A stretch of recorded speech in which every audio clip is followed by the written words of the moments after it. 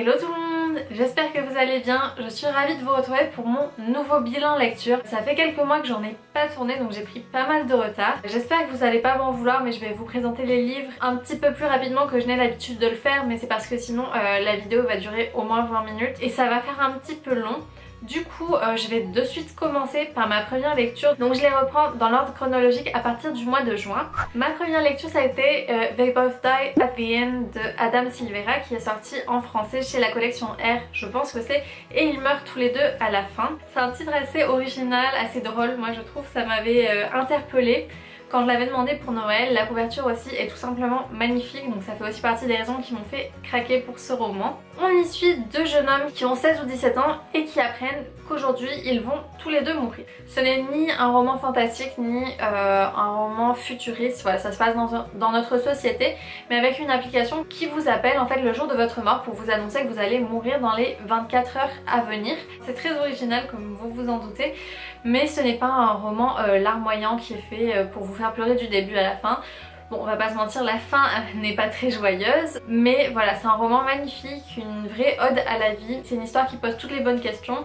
Un peu que feriez-vous si vous restez moins d'une journée à vivre? Moi ça m'a beaucoup intéressée. J'ai trouvé que beaucoup de thèmes pas très souvent traités étaient justement amenés au fur et à mesure du récit avec des personnages secondaires ou les personnages principaux. Les deux personnages principaux aussi, j'ai oublié de le préciser, ne se connaissent pas au début du roman et ils vont se rencontrer grâce à une application qui permet de passer sa dernière journée avec quelqu'un quand on a personne avec qui la passer. Donc les circonstances font qu'il se retrouve tout seul ce jour-là. Il y a aussi des intrigues parallèles, mais l'ensemble du roman se passe sur une seule journée. C'est un rythme que j'ai beaucoup aimé, enfin voilà, j'ai trouvé ce roman très dynamique, très beau. Ça parle d'amour, d'amitié, de vengeance, de plein de choses vraiment très intéressantes et je pense qu'il parlera beaucoup aux adolescents. En tout cas moi j'ai eu un gros coup de cœur donc je lui ai donné la note de 20 sur 20.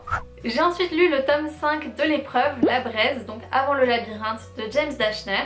C'est un deuxième préquel puisque voilà, ça ne se passe pas après les 3 tomes de la trilogie principale. J'avais une expérience un petit peu plus mitigée avec le premier préquel qui se passait longtemps avant la trilogie principale et où on ne retrouvait pas les personnages que l'on connaît. C'était vraiment les débuts de ce monde post-apocalyptique. Et j'avais un petit peu peur de ce deuxième préquel, je me demandais est-ce que c'est vraiment nécessaire de faire durer autant l'histoire.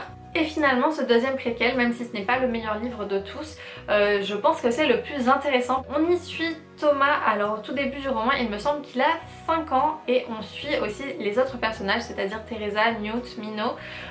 On les suit vraiment dans leur petite enfance, entre leurs 5 et leurs 10 ans, puis dans leur adolescence et jusqu'à leur entrée dans le labyrinthe. Et ce tome-ci, pour moi il est absolument indispensable si vous avez lu la trilogie puisque vous allez rester avec beaucoup de zones d'ombre, sinon moi je sais que j'avais encore beaucoup de questions et c'est ce préquel qui m'y a donné des réponses. Voilà, comment Wicked a commencé, pourquoi le labyrinthe, comment s'est-il créé, quel a été vraiment le rôle de Teresa et Thomas dans tout ça, qu'est-ce qui s'est vraiment passé entre ces personnages, d'où ils venaient en fait et toute l'organisation de Wicked. C'est une ambiance un peu de laboratoire dans ce tome là puisqu'ils ne sortent à aucun moment de l'enceinte de Wicked. Moi je l'ai trouvé vraiment très intéressant et si vous ne devez choisir qu'entre un des deux préquels, je vous conseillerais vivement de lire celui-ci parce qu'il apporte tellement de réponses. Ça m'a vraiment permis de comprendre certains éléments et passages de la trilogie et surtout de mieux cerner certains personnages. Ça m'a laissé sur une très bonne note puisque j'ai vraiment la sensation d'avoir achevé cette saga, ce qui est le cas,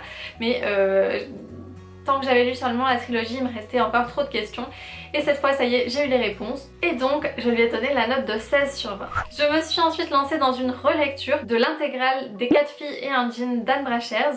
C'était des livres que j'avais lus lorsque j'étais en classe de 6e, 5e, donc j'étais très petite puisque maintenant j'ai 24 ans, donc oui, ça fait un petit moment que je les ai lus. Si je me suis décidée à les relire, déjà c'est parce que j'avais vraiment envie d'une lecture d'été pour le mois de juillet et parce que ça faisait des années que le tome 5 traînait dans ma palle.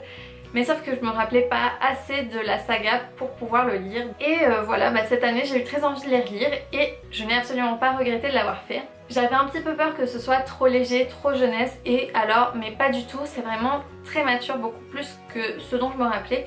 Je pense qu'il y a eu plein de sujets que j'avais occultés parce que je ne les comprenais pas, j'étais tout simplement trop petite, j'avais moins de 12 ans lorsque je les avais lus. Mais je pense que si je les avais lus aujourd'hui pour la première fois, je les aurais tout autant aimés que je les avais aimés à l'époque. Donc voilà, c'est très bon signe, ça parle un peu à tous les âges. Je vais pas rentrer dans les détails de chaque tome, mais je pense que ça peut être lu aussi bien par des lecteurs de 10-12 ans que des lecteurs de 30 ans. C'est vraiment une saga très bien écrite, très bien ficelée. Dans le premier tome, on suit 4 jeunes filles de 15 ans qui découvrent un pantalon qui leur va à toutes les 4. Elles sont meilleures amies depuis leur enfance et c'est le premier été qu'elles vont passer séparées l'une de l'autre. Je vous avais déjà parlé un petit peu de cette saga dans ma vidéo pour bébé en livre. Mais voilà, enfin aucun tome ne m'a déçu, j'ai passé un excellent moment et j'ai donné un 18 à l'ensemble de cette saga. J'ai ensuite enchaîné avec le 5e tome, ce fameux tome qui m'avait décidé à relire l'ensemble de la saga. Alors malheureusement j'étais un petit peu plus mitigée sur celui-ci, on retrouve les filles 10 ans plus tard et c'est un tome assez pessimiste parce qu'on retrouve les filles toutes séparées les unes des autres. Aucune d'entre elles n'est vraiment heureuse, on voit un petit peu tout ce qu'elles n'ont pas réussi à faire au fil de ces années et c'était assez décevant, j'ai eu un peu de mal à encaisser le début, surtout qu'un événement absolument tragique va se produire assez rapidement dans l'histoire et à vrai dire j'étais un petit peu choquée, j'avais du mal à y croire. Et le premier tiers de ma lecture, je peux dire que je regrettais plutôt de m'être lancée dedans. Finalement, le dernier tiers rattrape un petit peu les choses. C'est un peu plus optimiste, on voit une fin un peu plus heureuse. Mais je garde quand même mon avis mitigé.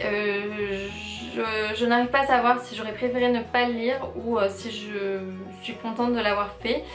En tout cas voilà, pour moi ça veut dire que c'est une saga terminée, donc ça déjà c'est plutôt bien. Ça me fait un tome en moins qui traîne dans ma palle et une saga en cours en moins. Mais voilà, j'ai pas été très convaincue. Ça m'a un petit peu brisé l'image que j'avais des filles de mon enfance et l'image que je m'étais fait d'elles toutes ces années. Donc je sais pas trop quoi vous dire.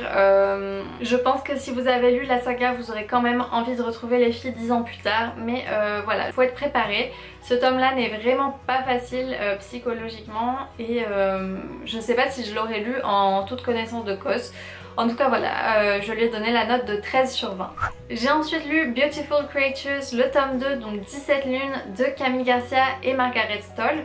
Vous vous rappelez peut-être que j'ai eu un énorme coup de cœur pour le premier tome de cette saga, je m'attendais pas du tout à ça. C'est un univers fantastique très bien développé avec un personnage principal masculin, ce que j'ai beaucoup apprécié, surtout dans un roman où l'histoire d'amour principale occupe vraiment une place très importante. Ça faisait du bien de changer un petit peu du type de personnage principal que l'on a d'habitude. Ce tome 2, j'avais entendu des avis un peu plus mitigés. Moi ça m'a paru un tome tout aussi bon que le premier, c'est vrai qu'il est très différent donc je peux comprendre à la limite que certaines personnes qui avaient aimé le premier tome n'aient pas forcément aimé la suite. Il se passe beaucoup de choses entre Lena et Ethan et Lena va se retrouver dans une situation très compliquée dont Ethan veut absolument la sortir à tout prix.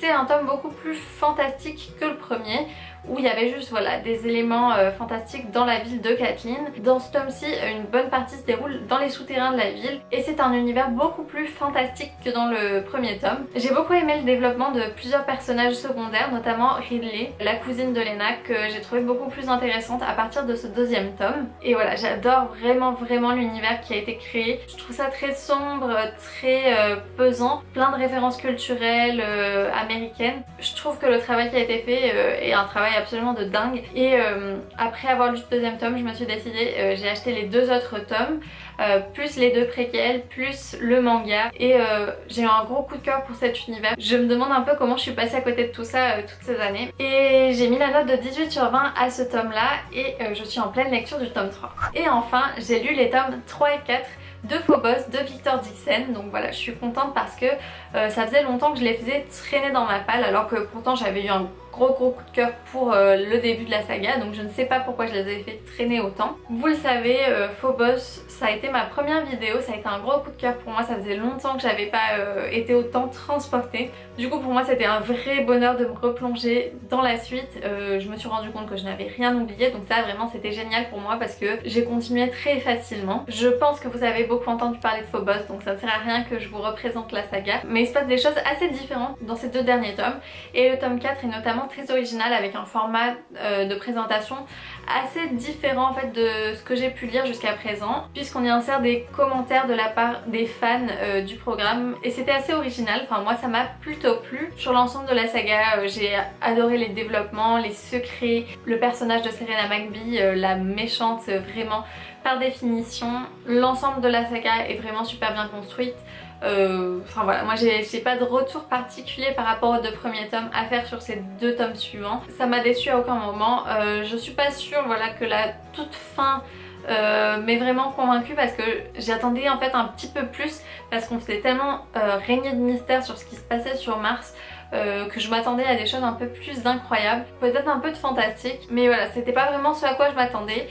Mais je suis quand même très satisfaite de la fin et j'ai donné la note de 17 sur 20 à ces 2 tomes. Donc au cours de ces derniers mois, j'ai quand même fini pas mal de sagas parce que c'est quelque chose qui m'a motivée et ça me faisait plaisir de voir que je terminais enfin des sagas, que j'avançais dans ma palle.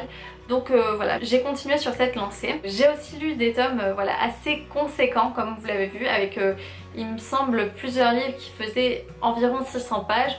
Plus voilà, l'intégrale des 4 filles indines, là c'était carrément 1000 pages. Ça a été des grosses lectures donc je suis plutôt contente de ce que j'ai lu au cours des 3 mois et demi derniers. J'espère que cette vidéo n'était pas trop longue et je suis un peu désolée d'avoir présenté les romans aussi rapidement. J'essaierai de ne pas accumuler autant de retard pour les prochaines fois et de vous présenter voilà, mes lectures au mois par mois si j'ai assez de contenu ou tous les 2 mois maximum comme je l'avais fait plutôt récemment. En tout cas voilà, sachez que je n'ai pas eu de panne de lecture, c'est tout simplement un concours de circonstances qui a fait que j'ai pris beaucoup de retard dans mes vidéos. Mais comme je vous le disais dans la toute dernière vidéo que j'ai tournée, je suis de retour, j'espère le faire assez régulièrement. Et voilà, j'espère que ça vous a plu. Si ça vous a plu, n'hésitez pas à laisser un petit pouce en l'air, vous pouvez aussi me suivre sur mes réseaux sociaux. Je tweete pas mal, je vous donne quelques nouvelles sur Facebook, voilà. Pour ne pas rester sans nouvelles entre mes vidéos. Je vous remercie vraiment pour vos commentaires qui me font toujours super plaisir. Si vous avez lu certains des livres que j'ai présentés, n'hésitez pas à me le dire dans les commentaires et aussi à me raconter ce que vous avez lu dernièrement. Je vous fais tout plein de bisous et on se retrouve très vite pour une prochaine vidéo.